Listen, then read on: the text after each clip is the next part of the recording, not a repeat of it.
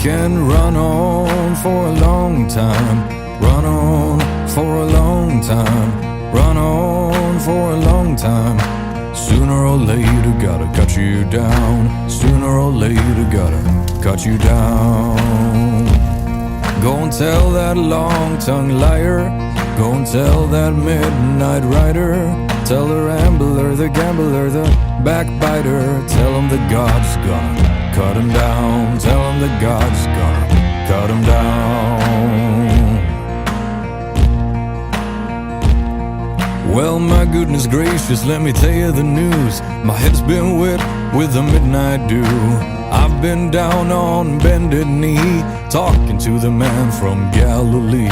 He spoke to me in a voice so sweet, I thought I heard a shuffle of angels' feet. He called my name and my heart stood still when he said, John, go do my will. Go tell that long-tongued liar, go and tell that midnight rider, tell the rambler, the gambler, the backbiter, tell him that God's gonna cut him down, tell him that God's gonna cut him down. You can run on for a long time, run on for a long time. So why didn't you call this Constable Porteous? The terrible realization began to sink in that it was in fact Yvonne who had stalked and harassed me. I felt I needed to call Constable Porteous and tell her about Yvonne's actions, but I knew this time I had a new charge and realized that I could not get any assistance from her.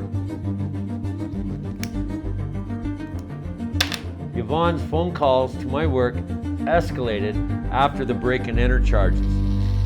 She now knew I had read the diary and that I had realized how she had faked this whole pregnancy and abortion.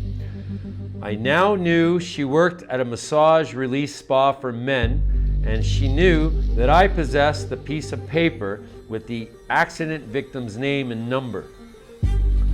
I now realized that Yvonne was aggressively trying to see me now because of these facts. Yvonne didn't know I had her whole diary photocopied.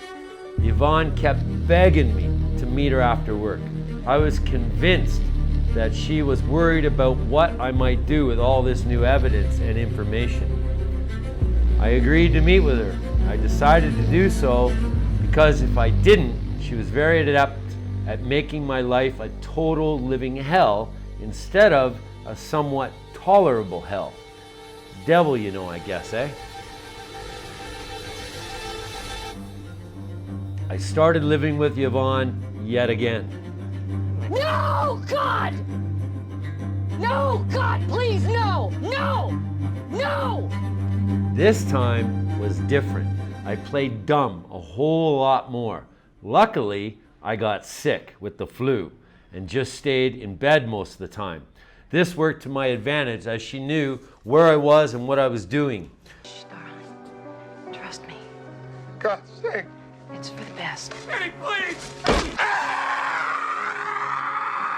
Almost done. Just one more.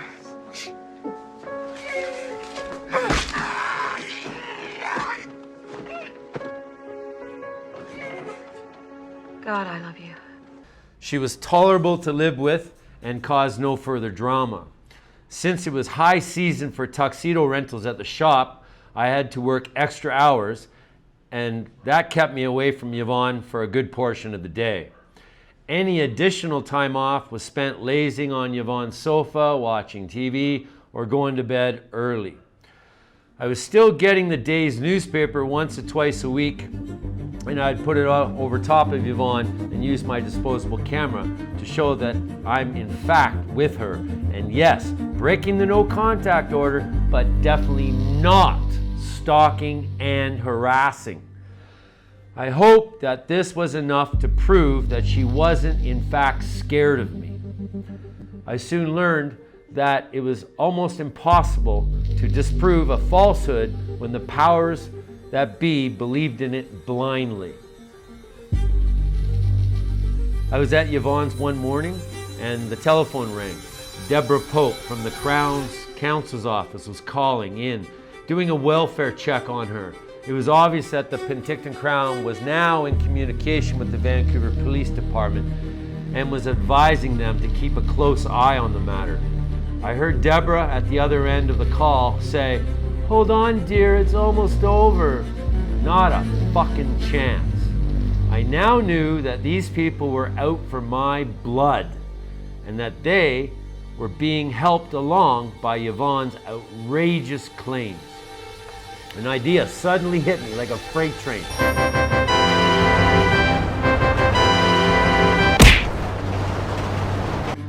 It was all becoming crystal clear. I needed Yvonne charged and arrested. I suddenly realized that I had information of a crime that Yvonne had committed when she hit the Chinese lady's car. Yvonne gave the lady a totally fake identity to escape taking responsibility for the accident. She committed this crime by presenting a forged passport. The passport seemed real, but the name Tina Baldwin was an alias. I already saw her real passport because she used it when we visited the United States for a trip one time. I found a piece of paper with the traffic accidents information on it, and I had the lady's name and phone number on it. I simply called the lady and asked her her name and if she was the lady on the piece of paper. And she said, "Oh my God, yes." She started to cry. I explained to her that I was the gentleman passenger in the car and told her that Yvonne Gardner was the real name of the girl that ran into her car. The lady said she tried to report the accident, but to no avail because of the fake name. I suggested she call both the police and the Insurance Corporation of British Columbia. I was hoping to have Yvonne investigated by some very big departments all at once. I even called Crime Stoppers, and I was awarded $500 for the information that I provided. Another huge coincidence was soon to follow. At the time, our tuxedo shop hired a woman. Her fiance worked as a customs guard for Customs Canada. I asked him to look into it for me. I knew the name on the fake passport, and I knew her real name. And sure enough, he was able to confirm that she had 2 passports under 2 different names. I asked him for some more information and details, but he said that he couldn't talk about it because it was under investigation. This is great news for me. I also reported it to the Insurance Corporation of British Columbia, ICBC, and they called me in for an interview and I gave my information. To this day, I never found out what came of all that, and I sure shit didn't help my trial because my trial was still proceeding.